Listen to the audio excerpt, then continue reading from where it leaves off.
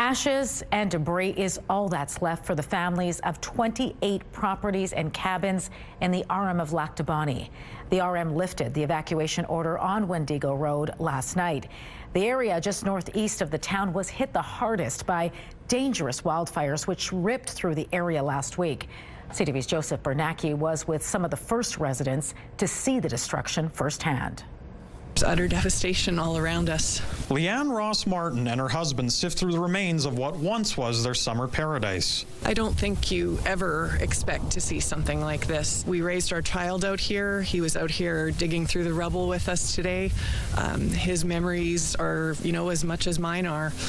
It's just devastation. On Wednesday afternoon, property owners on Wendigo Road were allowed to take a brief look. This wildfire also claimed 2 residents, Richard and Sue Noel. Brad Wood was at a loss for words upon returning to his home away from home. I look to my left and I see a barren wasteland of forest, and it's still hard to fathom that water there could not have made it over to this forest 100 feet away. Wood says his neighbor knocked at his door, urging him to evacuate. He said there was little time to react and warn others based on limited cell reception. You don't have time to go look for your favorite knick-knack or grab anything that you could have possibly thought. It was that fast. There was no time. We had no preparedness, no warning, no advance notice. As you've found out now, there is no cell phone service right here. It's the cellular, or the lack thereof, in the dead spots in that area.